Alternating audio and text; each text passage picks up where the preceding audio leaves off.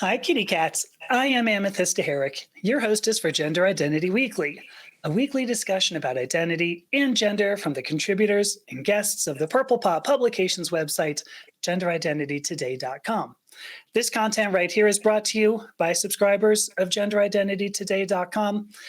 If you're already a subscriber, let me first thank you for your ongoing support, because you know very well that subscribers not only receive every bit of new content directly to their email inboxes as soon as it publishes, but you're also able to interact with every contributor directly. And that includes me, which, who wouldn't want to send me at least one message, right? So if you would like to support shows just like this one, as well as the other podcasts, videos, and written articles by our contributors, I hope you'll consider subscribing using the links that you're going to find down there in the show notes. Today, I'm very, very honored to be speaking with Louise Richardson. Hi, Louise. Hi. Louise is an author, a poet, and a playwright. And I believe we met through YouTube, I believe, right? Yes. Okay. So we met through YouTube. I know you commented on something and we sort of struck up a conversation because Louise actually transitioned gender back in the 1970s. Yeah. And so I'm fascinated by this, because I'm sure you know very well it's kind of difficult to transition gender these days. And I got to figure there might have been a different story, in the 1970s. So I'd love to know how things have changed. Let me start off with sort of a historical question, though. Okay. In the War of 1812, who was... No, I'm kidding. That's a trivia question. All right. Can you just tell me, what were your early transgender experiences? How did you really find out? What tipped you off that you were transgender? It goes way back, and probably all my life. I'm one of those who, just kept coming up, and my parents kept repressing it to the point where I don't really know when I was first really conscious of it, but I must have presented something that they thought was problematic at an early age. But I don't think I was ever very well. I draw the distinction between effeminate and feminine. Mm-hmm. I think very vaguely I might have been feminine in some ways, but I was kind of neutral mostly.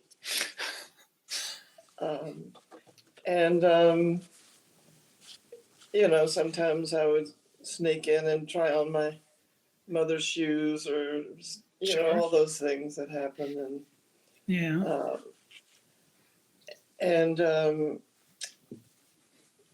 My father, he bought me some weights one time, and there wasn't enough room for the weights in the house, and I guess they were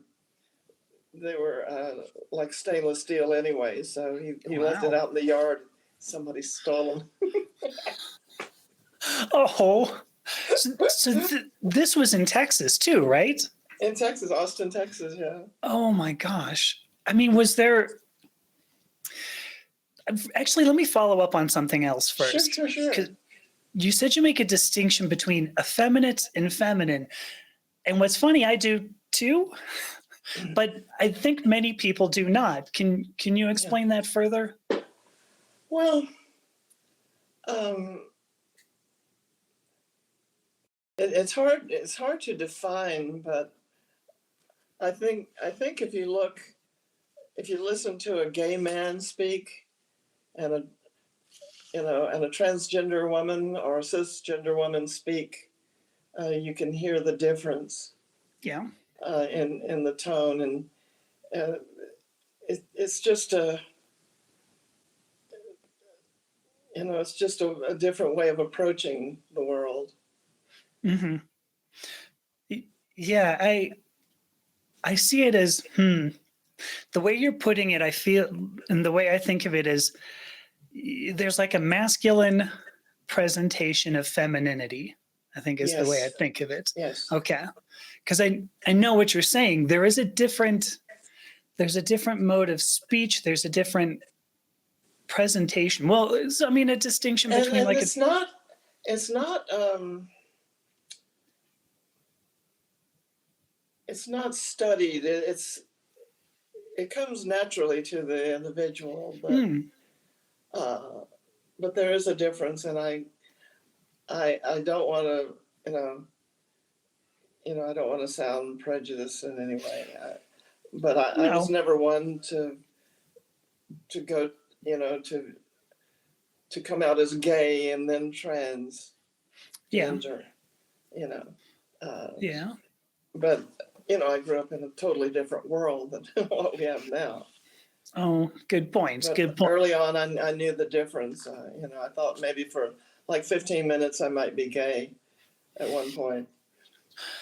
And then I discarded the idea. Sure. Because I mean, when I was growing up, I don't know that I would have characterized myself as effeminate, just not very masculine. Yeah. So I think that's different. But so so growing up, did you get any support at all? No. Oh, No, I mean, not for being myself, yeah. I feel like I didn't really have a life when I was a child, Yeah. I was living somebody else's life pretty much, and just kind of marking time, and Yeah. it helped, and it both helped and hurt that I was probably asexual, but then I might have been asexual because I felt like I didn't really have a place in the world. Right. Right. Yeah. You did get a little bit of a support. There was whoever it was that stole the weight set. Yes. Unknown support. Yeah, whoever you are out there, by the way, thank you. Hope you're still enjoying it too, and I hope you have really huge, biceps, let's say. Yeah. 60 years later. Right. Do you mind talking a bit about your puberty experience? I mean, I know mine sucked. I don't mind. Like I say, I just kind of didn't participate in the world. I didn't. Okay. I didn't go to school dances, and once in a while I would go with friends to see a football game, and then I went from junior high to high school, all in Austin, Texas, where I was born. And then I went off to college and school south of Austin called Southwest Texas State, which is now called Texas State, which is a better name for it. Because if you look on the map, Southwest Texas would be in Mexico. Yeah, right. And that's the school that LBJ went to. Oh, there you go. And my mother, generation or half a generation after him. Okay. And her aunt Edna's a generation before, just before World War I, she went there. And I saw a yearbook of hers one time, and they had this fabulous cotillion party where everyone was in like colonial American costumes, and it was very fancy looking. It sounds awesome. Back in 1912 or whatever it was. Wow. But presumably you didn't go to any, I mean, did you, even during college, you had the same experience where you felt somewhat distant, left out? I went to college twice. I actually graduated, and then I had to go into the Army during the Vietnam era. Oh my gosh. But I didn't go to Vietnam, luckily. Even in 1972, things were kind of winding down, and I spent all my time as a clerk typist in Washington, D.C. Okay. After a really terrible basic training in the armpit of Louisiana. Yeah. Southern Louisiana is cool. You've got Lake Charles and Baton Rouge and New Orleans. Northern Louisiana is the Bible Belt, and wasn't it wasn't very progressive at the time. No, no, no. I mean, I was in Georgia in the 1990s. I mean, it was many years later, and even then, I was struck by how, like, I don't even have a word for it, really. I just, having grown up in a place in Los Angeles, it was such a culture shock to me. Yeah. In Austin, Yeah. one of the more progressive areas in Texas. It always has been in its own way, So somehow you ended up in San Francisco. How did that transpire? All right. As I say, I had been in the Army, and because I was in the service, I had I could go back to college on the GI Bill. Yeah, sure. And so I spent a couple of more years back at Southwest Texas to get a teaching certification, which I did, never used it. And I got to the point that, this is it. I have to get away. And I knew by reading magazines and personal ads in the back of magazines that it was possible to go to San Francisco and go through the transition. And I wrote to someone whose address I got on the back of the magazine. She said I could stay with her. As another transgender woman. And so I did. I drove my car through all the deserts of the southwestern part of the United States, getting drier as I went west. Right. And somehow made it. Went through Needles, California, and eventually up to San Francisco. But this was in December, so it wasn't quite so bad weather-wise, sure, temperature-wise. So I know exactly where Needles is too, for what it's worth. Death Valley, right? Yeah. Shout out to all of you in Needles. Hi. Hi. I want to make sure I understand too. So you mentioned a magazine. What magazine do you mean? There were all kinds of pulp, pulp newspapers, like the National Enquirer and things like that. And there would be an article on transgender people from time to time. Okay. Not always in a positive way. No. And there were other magazines that would have sensational pictures and things. One of them was Confidential magazine.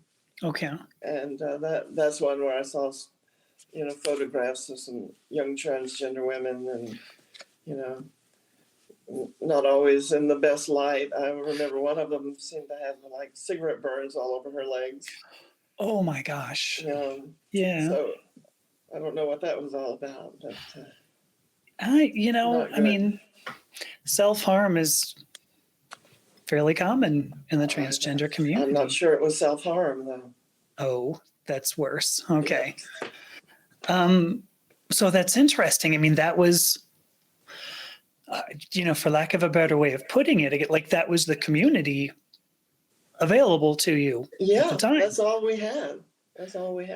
Yeah. And you had to really look for it. A lot of people, but I knew about, I knew about Christine Jorgensen. Sure. And I knew about Renee Richards. Okay. And I just read every scrap that I could find. Yeah. Yeah. So, and I managed to get to San Francisco.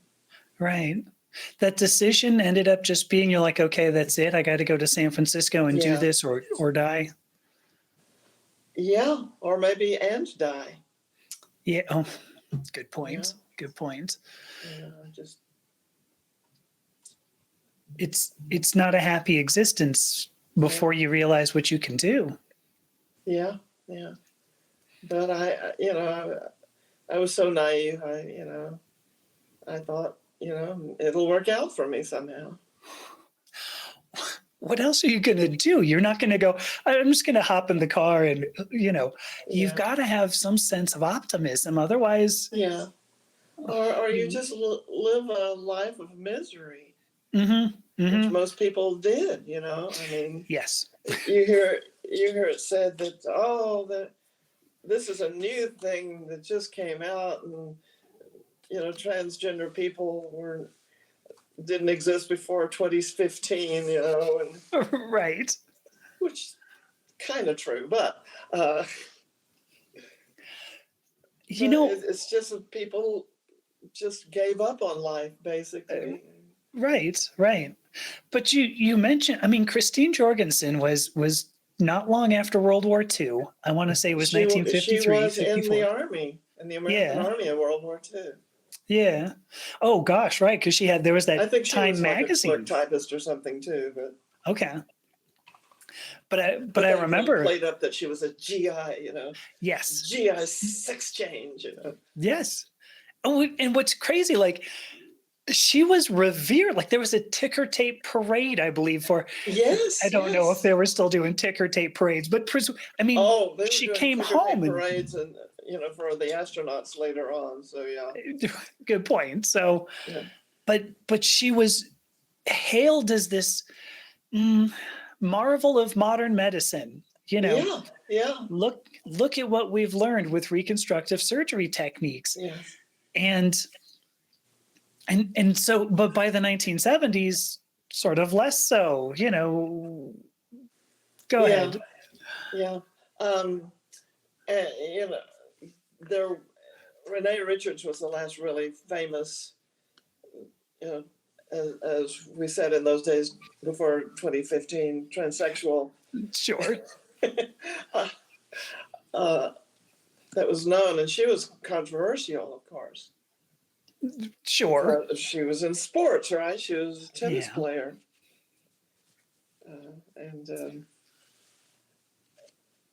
So that's the last we heard in society about transgender people. Right. Basically. Right. But sorry, go ahead. Go ahead. Well, I was going to say it was the end of the 1960s. I don't remember the year exactly, but the end of the 1960s until I believe it was 1979, Johns Hopkins University had a whole transgender center. They did. And then they canceled it. Yes. Right. The head of it was too controversial. And I thought at the time, why is it controversial? Nobody knows about this. But it was controversial as far as their donors are concerned. Yeah. Which, to skip ahead a few decades, when I lived in Galveston, and I lived in two places, Galveston was one of them at the same time in recent years, my general physician asked me if I would participate in a Zoom meeting with doctors and administrators from the University of Texas Medical Branch in Galveston. Oh, okay. Which I did. I was in two of their meetings talking about how to deal with transgender patients. And I emphasized to them that the biggest thing I worry about is the political. Right. The political issues, because if the governor decides that, and the legislature decides that we're just going to get rid of all health care for transgender patients, which they have for children already, and their donors cut off the funding at these hospitals, that's the end of it, or at least until the pendulum swings back the other way. Right. Right. I read about the Johns Hopkins clinic just recently. I've been trying to write an article about it for about 4 weeks now. I think I'm actually going to succeed this week, but we'll find out. Okay. So by the time this publishes, I suppose this article is likely to be published too. But the article, there was an article in the New York Times that the head of this clinic wrote. I believe the guy's name was John Hoops. Yeah, I don't think it was Hooper. It was like John Hoops, I believe.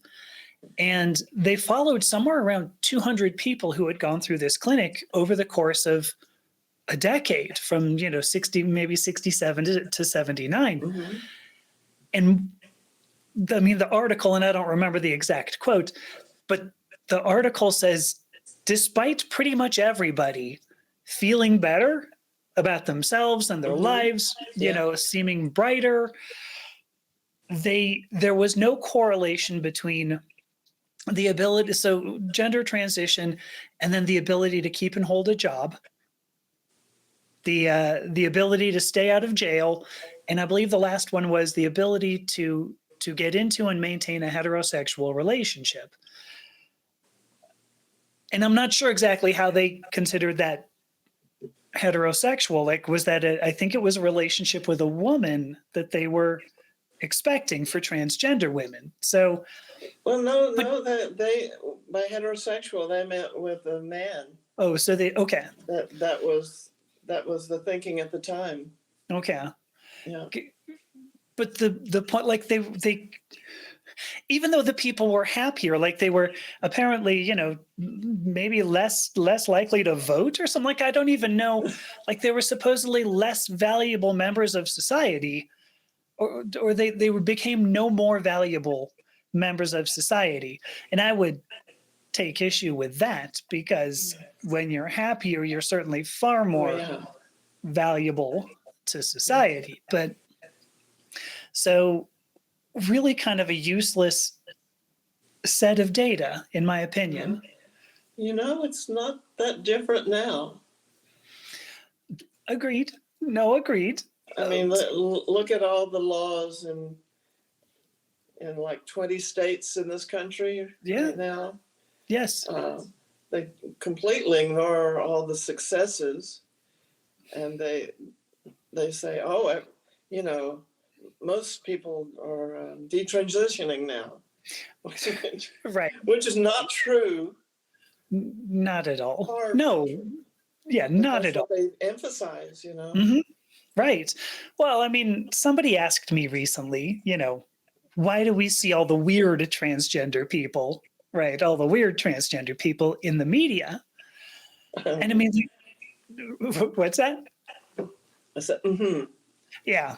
The only answer, of course, is because that sells, right? Exactly. I mean, why do we still see Donald Trump after all these years? It sells. It sells. People don't want to look at normal people like you and me. They don't want to look at people who have lives, who went on to have a life. They don't want to see that. They want to see the people who are unhappy. They want to see, which is few, very few. They want to use them as examples. As ammunition. As ammunition. Yeah. I look, for the last few years, I've looked at, several transgender YouTube posts, different people. Sure. And there are the way I see it is the girl next door. I mean, there are a lot of people who want to look like the Kardashians, mm-hmm. and that's fine. But there are just normal people just living normal lives. Yeah. And they're the ones my hearts really go out to, Yeah. And they look like your neighbor, Yeah. Presumably that's why you started watching my stuff, right? Because I certainly look 100%. Definitely. Yeah, I mean, You're someone who has naturally purple hair. Yes, And, yes, I'm glad you see that. I love using that joke, though. Sometimes people go, your hair's beautiful. And I go, yeah, it's not my natural color. And I try to say it with a completely straight face so that they're like, is she that dumb to know that? Like, maybe she's that dumb. She could be that dumb. Oh, I love it. Keep them guessing. See? Mhm. The girl next door would keep you guessing. Yeah. That's what I will do too. I think that's a term that came from the movies, like in the 1940s. Mm-hmm. The typical American girl. Sally like Mae. Yeah. Well, no,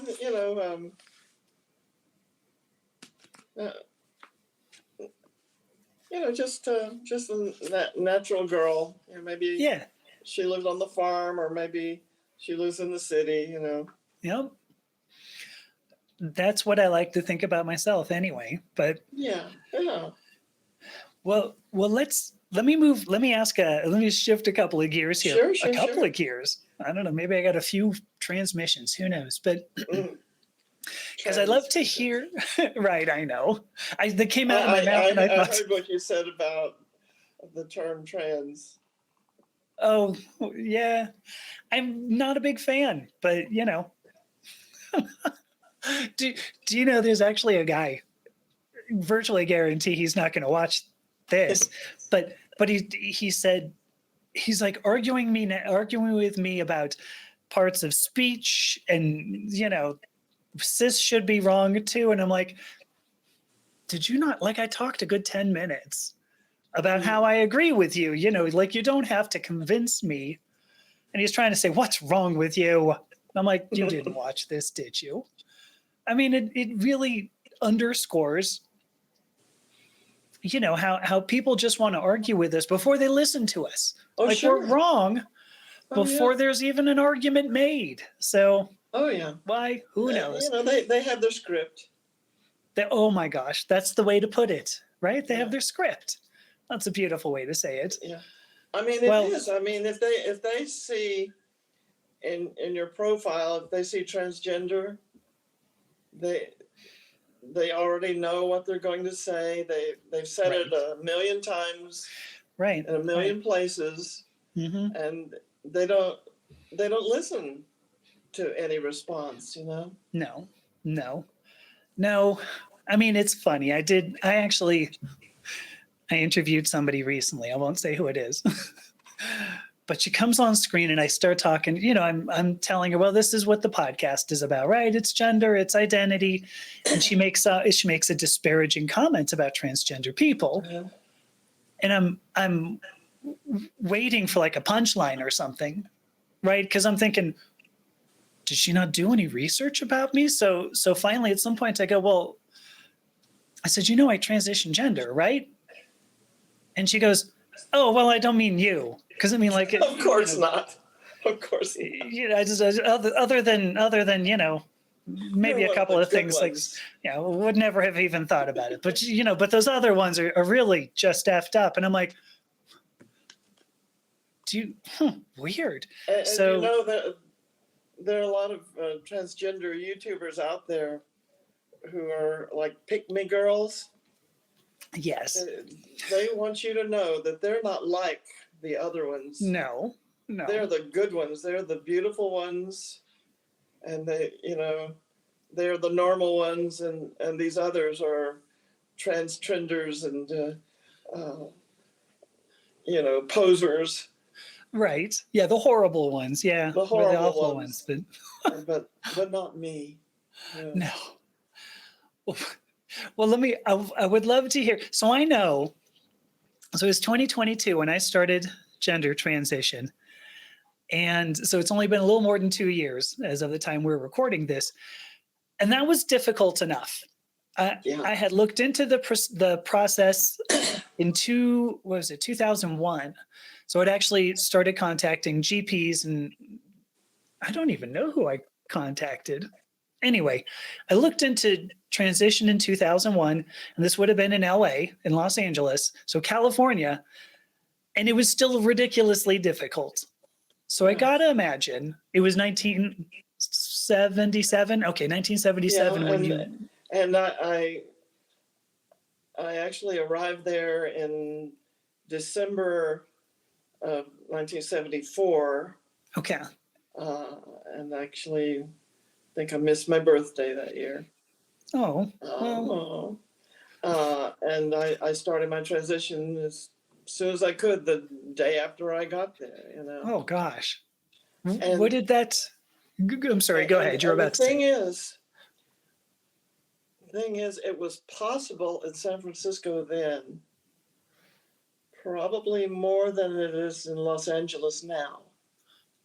Really? Okay. Really, because within 2 weeks, I was able to go to an office and change my social security card Oh my in gosh. my name and get a California driver's license in my name and gender marker. In 2 weeks? Yeah, the way I remember it, yeah. Wow. Wow. And see this picture here? Yes. This is me in 1975, about that time. That is amazing. That is great. I mean, I'm glad to hear that it was. Yeah. Well, But I don't it was know that. possible.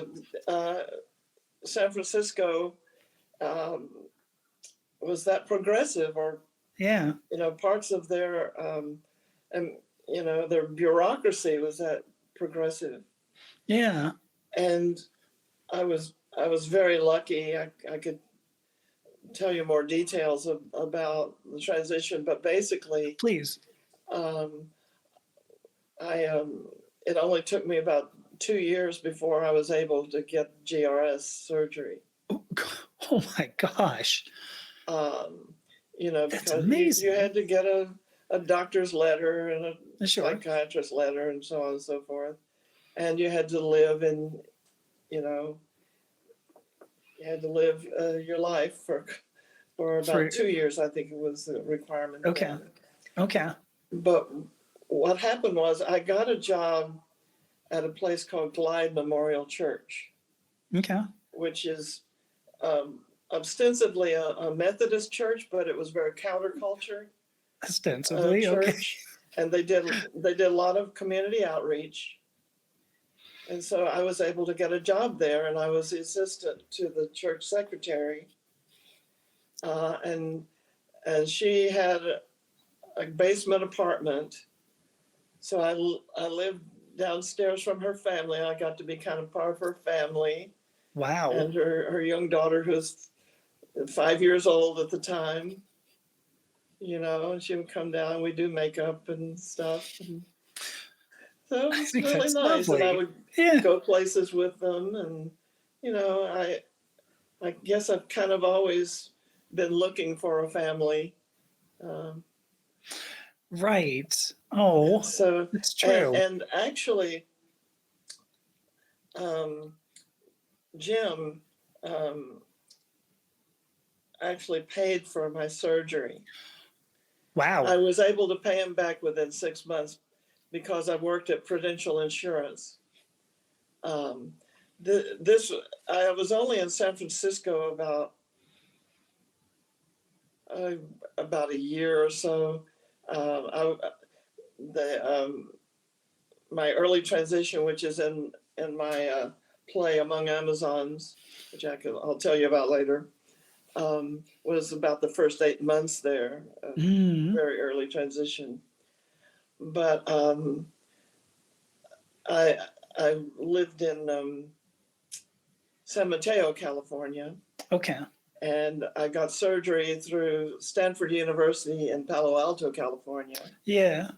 The surgeons from Stanford University, so it was all, all the best they had at the time. Yeah. And I wrote claim checks I typed out claim checks at Prudential Insurance, and with my insurance there, I was able to pay back my friends in San Francisco. I see. And then I moved back to Texas Yeah. next year, a few Before, months later. but I got so in 2001, I believe the process, it was 2 or 3, and I think it was 3. I needed 3 letters from psychiatrists. And so Three? I think it was 3. Yeah. It might have been 2, but it was psychiatrists, I know, not Yes. psychologists. Yeah. Um, Well, I think it was psychiatrists with me too. So. okay. Yeah.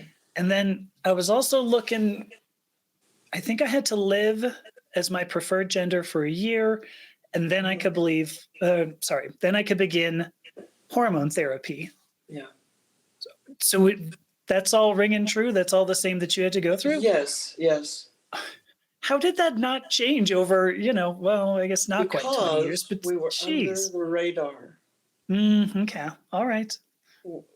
I had the surgery in September 19th, 1977.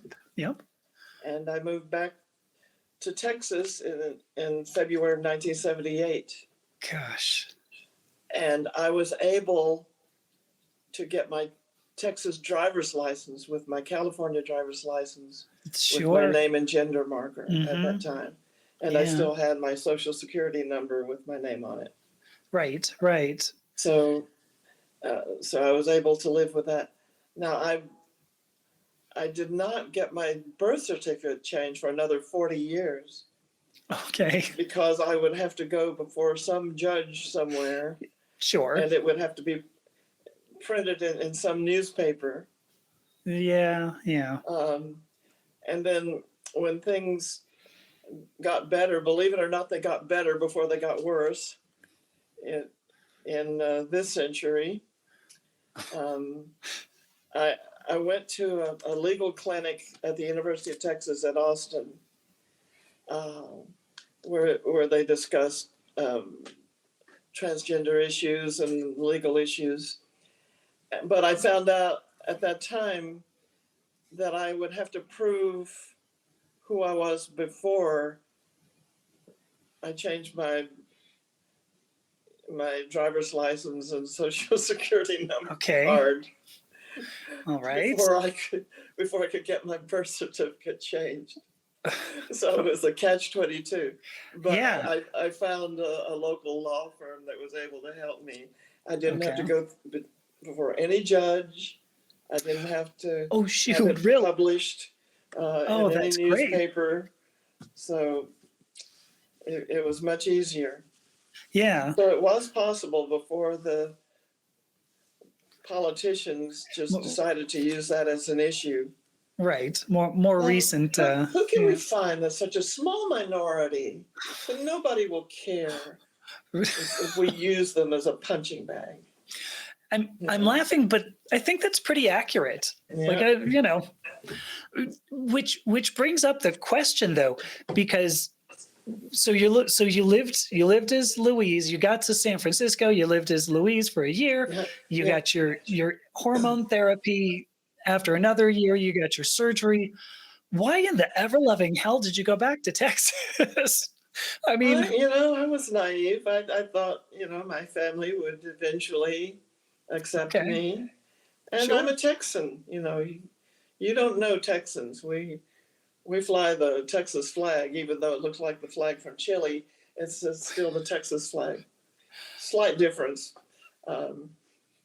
But I understand. Well, actually, we're famous for chili too. Come to think of it. But, oh shoot, that's true. But yeah, and I at first I moved to Galveston because I always wanted to live by the beach there. Yeah. But I didn't really make any permanent friends, and so then I moved back to Austin. A year later. Yeah. Yeah. And I worked. I registered with a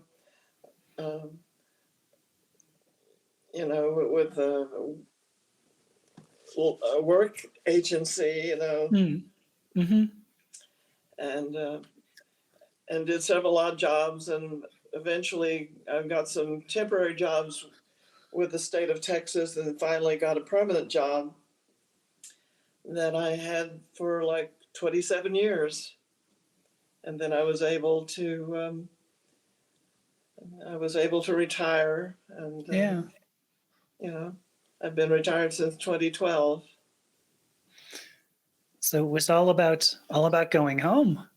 Yeah. How did your family react? Ah, not so well at first. When what happened was when I went to San Francisco, I wrote a letter to a cousin on either side of the family, so they would know. But I didn't write to my parents until I was settled for a couple of weeks. So I guess they were worried. Mm-hmm. Um, when I moved to Austin from Galveston, uh, my mother said that she and my father were thinking maybe moving out of the state, maybe moving to Oregon or Washington. Really? Really. But after a couple of years, um, my mother and I would go to the grocery store every Saturday. So we were able to do that. And then Yeah. on my birthday, which it was almost at Christmas, December 22nd, I always get a Christmas and birthday presents at the same time, pretty much. Of So, course. so, so we did that. My mother would bring me whatever, mostly clothes and things, which was cool. And and she would give me. We'd go to the store, and I would get turkey and all the fixings for Thanksgiving and for Christmas. Mm-hmm. So, and when I moved to um, when I bought a house in Austin, uh, it was in a neighborhood near my parents' neighborhood, and at that time, my mother was happy that I was close by. And as far as my father goes, though, he could never look at me again. I see. But when I was at work, he would sometimes come over and like fix my lawnmower or do something like that. So that was his way of showing support.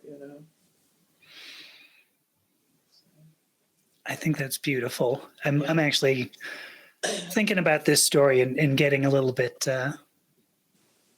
emotional. Yeah. I'm glad that they finally saw you. In a way. Yeah. Yeah, yeah. I mean, I understand the lawnmower bit maybe isn't seeing you But exactly. it's trying to show some support, and I was able to inherit, you know, and my sister got half the inheritance, and I got the other Mm, half. So yeah, I'm doing pretty well with that. yeah. Um, W- What my about with sister your is another sister? story Oh, altogether. all right. Go ahead. Okay. Uh, she, I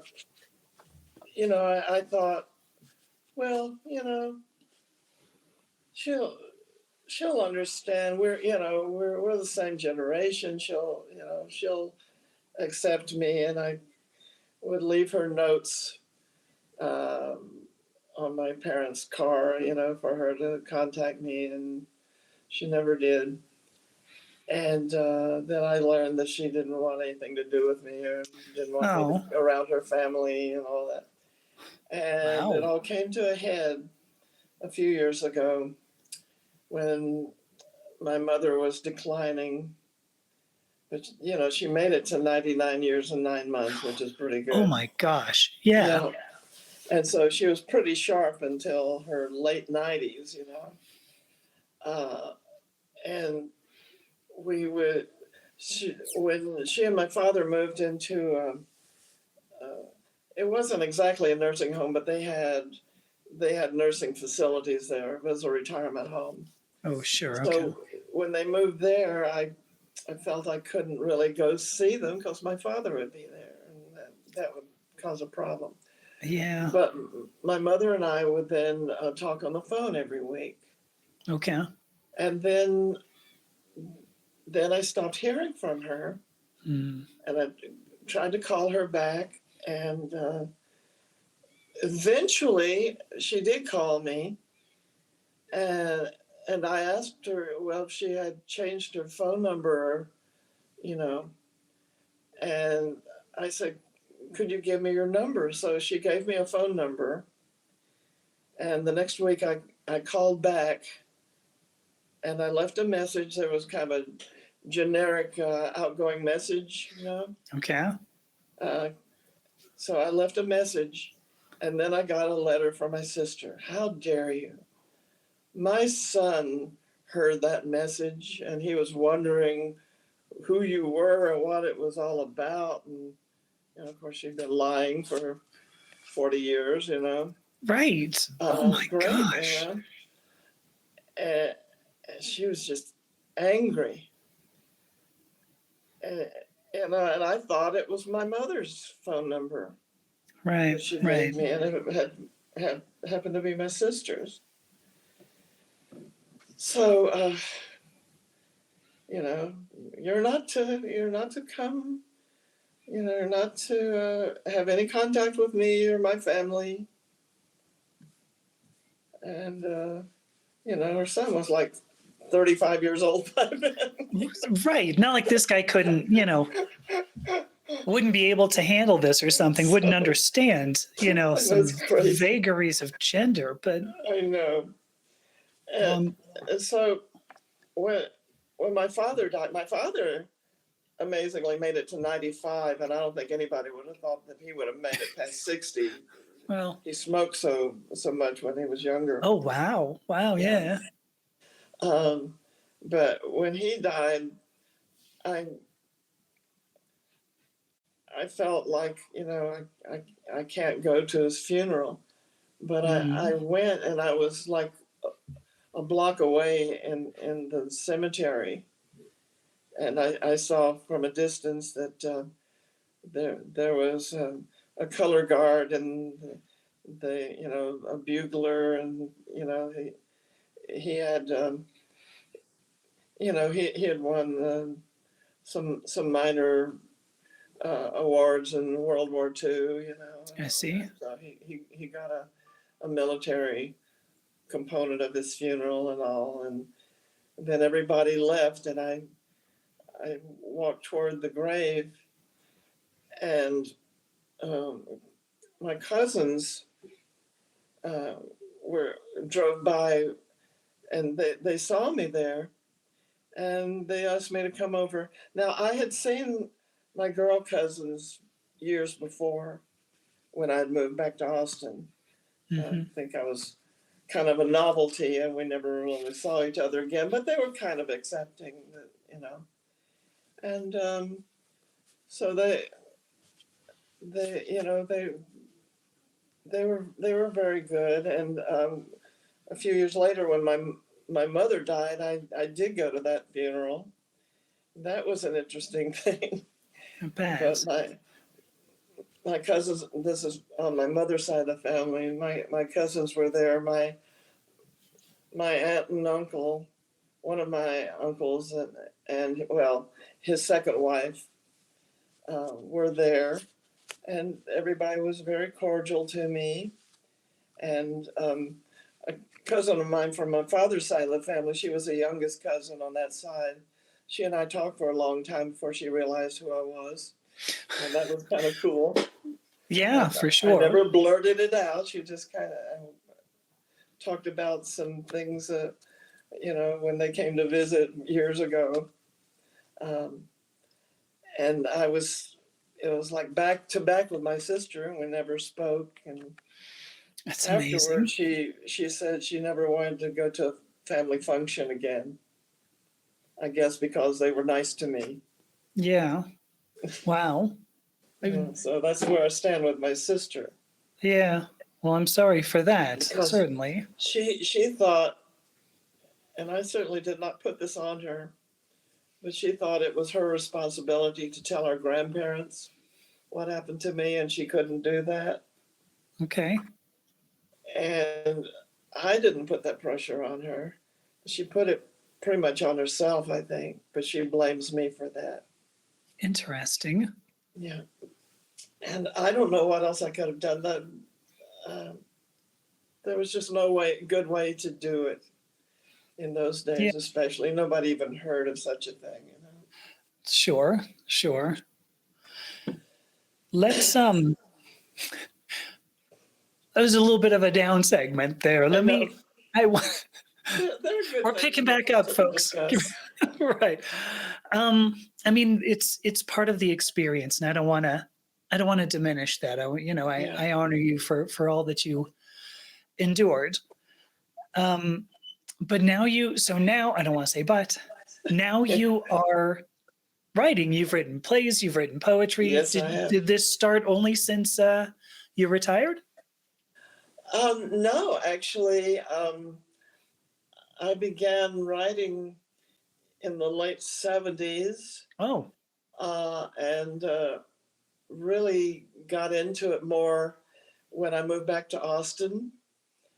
And at that time, I got into theater.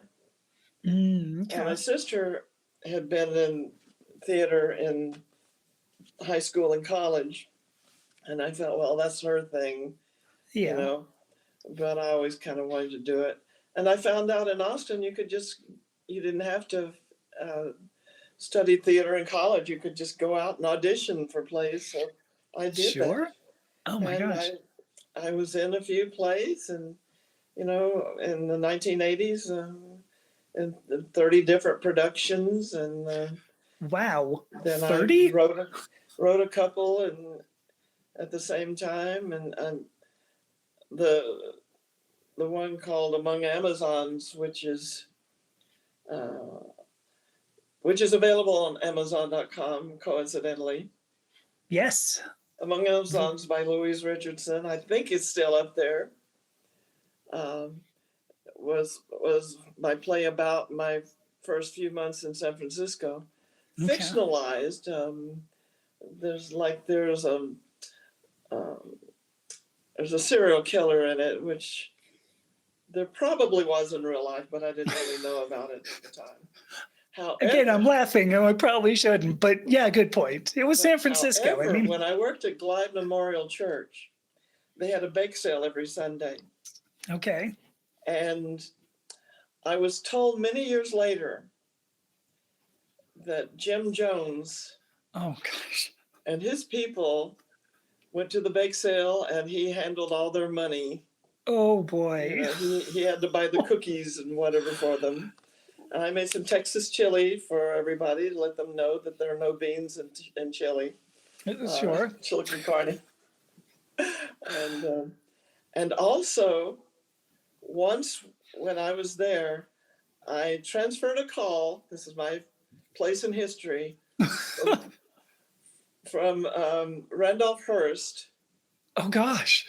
Really? Son of William Randolph Hearst, when Patty Yeah. Hearst was running around, and they wanted to know if they'd heard anything on the street about her whereabouts. Oh gosh. So I Wow. transferred that call, and that was my place in history. That's a pretty impressive place in history. I mean, Patty Hearst, Yeah. kind of a big story. Wow. Yeah. So tell me more about you said you might be interested in reading a poem as well. Yes. Do you want to do that? The one thing that I did kind of start in my retirement years, although when I wrote that first play, Among Amazons, the main character was a poet, so it's got poetry throughout the whole thing. Okay. But I really didn't consider myself a poet until I went to this poetry event in a town near Austin a few years ago, and then I got involved in the poetry community, and I hosted poetry open mics. And so here's one that is based on a true story. When I almost drowned when I was like 10 or 12 years old. Gosh, My okay. family had this small lake place on Lake Austin, and we had these docks. There were just a couple of docks there, and it was very cold water because it was the bottom water from the adjoining lake, and it wasn't very far from the dam. So we would Okay. cool watermelons there, and people who drank beer would cool their beer in it. Oh my gosh. Okay. Yeah, that's chilly. And people who would ski from down the lake and go off the ski jump and then hit the water, you'd hear, woo! Would echo all over the I lake. can imagine. Yeah. Force all the air out of their lungs, you know. Sure. Cold. Not much of a shock. So here's a poem about that. Procession. Swimming underneath the docks one summer long ago, I think I may have died that day. Of course I couldn't know. Between the boards and frigid lake, no air to take a breath. Did I struggle? Did I drown?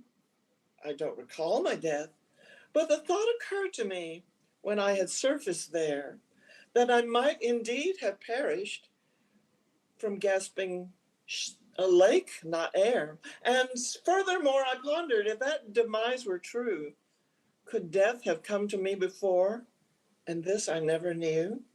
Ever since the drowning day, were my deaths commonplace? Did buses hit me crossing streets? Did mad dogs eat my face? Was I killed by mayonnaise at 4 bad salad bars? Could I have swerved so many times into oncoming cars?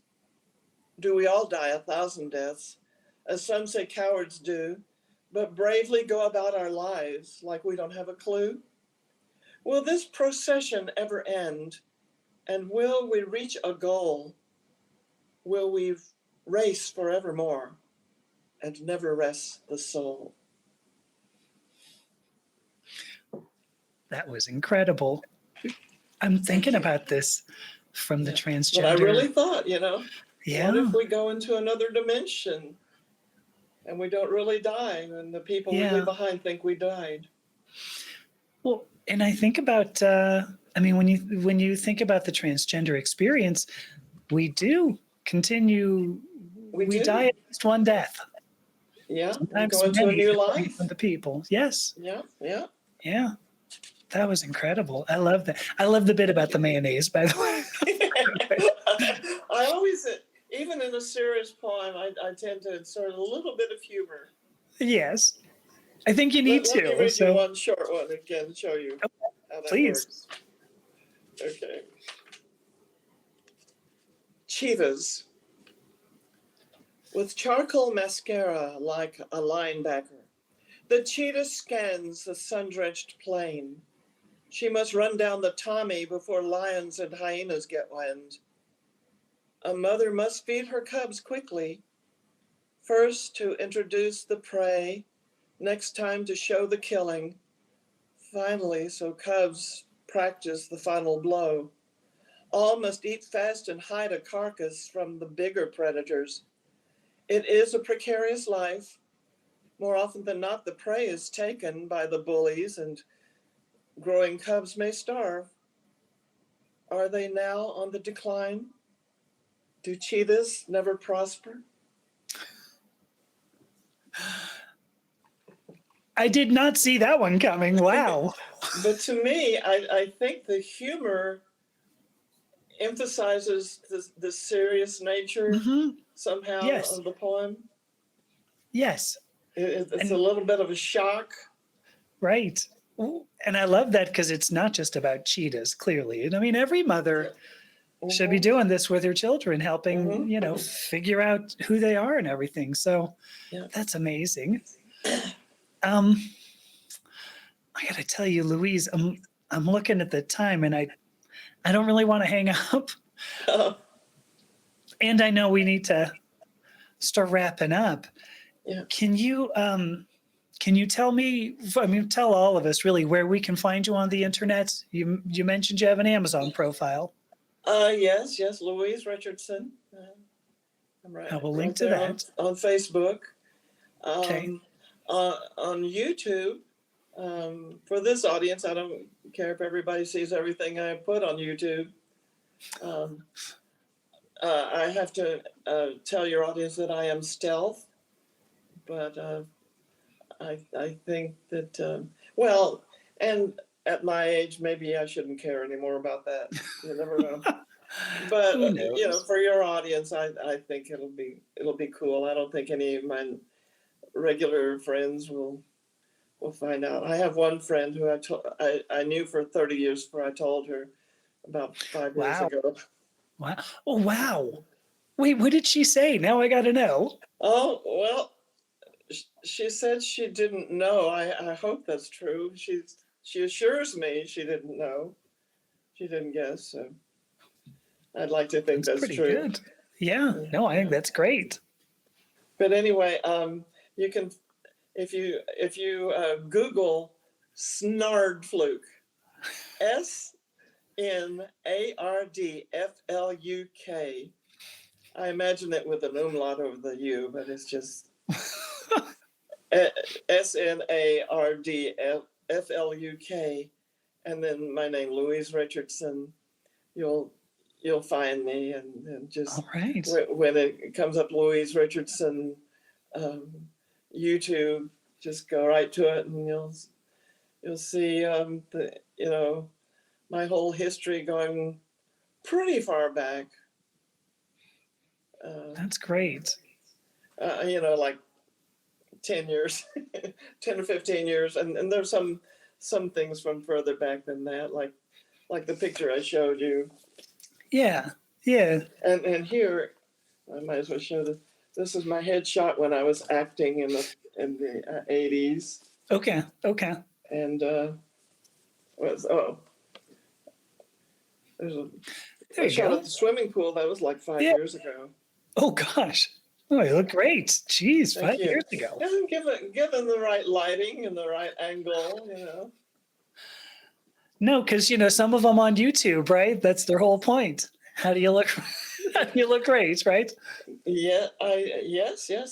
Sometimes it must be the algorithm or something. I don't know. I think so. But well, which of course was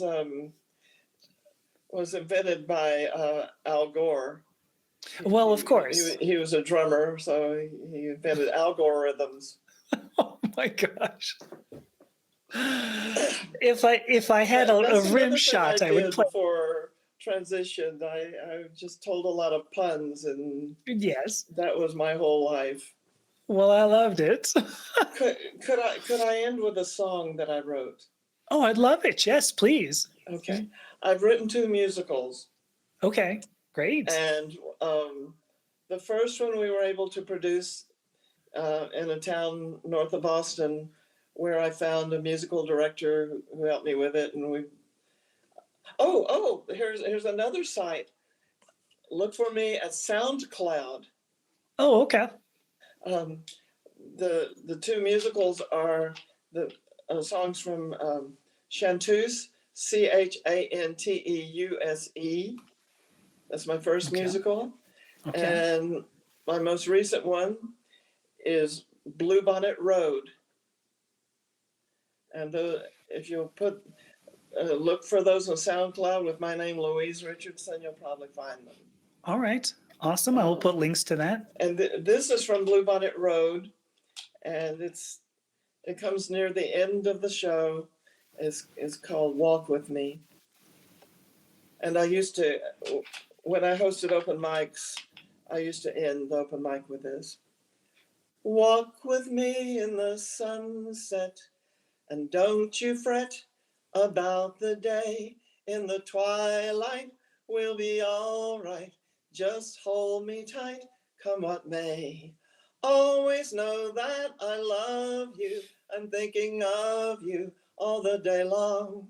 After sundown, don't you wear a frown. Let's stroll to town, sing the song. Walk with me in the sunset, and don't you fret about the day. In the twilight, we'll be all right. Just hold me tight, come what may. I love it. I wish I could give you more applause. Thank you. Everybody out here is everybody out there listening is absolutely applauding. Oh my gosh. Louise, not often do you get people in our community willing to share themselves as much as you have. And I mean, whether or not it was stealthily or not, I mean, I appreciate that you've been willing to do it. It's important to get examples of happy people, people who, that this is 100% normal, like we were talking Yeah. before. So thank you so much. That's, I mean, I could talk about things that haven't worked out for me and all that, but no, I've don't. survived. I have friends. I've been able to do all kinds of Yeah. amazing things. Yes. And I honor you for that. We don't have enough visibility into Well, that is the whole thing. things I like think that. if we have more visibility, people will get to know us. All right. Well, let me go ahead and shut this down.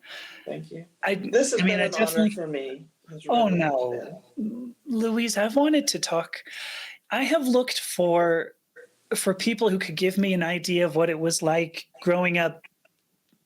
How do I want to put this? I was 52 when I started, right? And part of me thought, I'm not going to have any life. And now I'm looking at life and I'm going, I don't care if I only get 20 years, hell, 10. That was all worth And it. things will get better. Believe it or not, they will get I better. assume that. No, I believe that. And I listen partly with envy at, a story of, being able to do this at 29 or earlier, it's like a friend of mine, Jasmine Vines, started at 16, 14. And I just think, I follow her. She's one of my heroes. She's pretty awesome. Jasmine, if you're listening to this, I guess, hi. But so I have, there's an envy that I feel, and I love hearing stories about it. So believe me, the honor has absolutely been all mine, because you're actually the first person who has been willing to share her story with me, like actually in voice, and I appreciate that so much. Sure. But I will say thank you to all of the people out there listening. I am Amethyst Herrick, speaking with Louise Richardson on Gender Identity Weekly about what it was like to transition in the 1970s. So thank you so much, Louise. Thank you.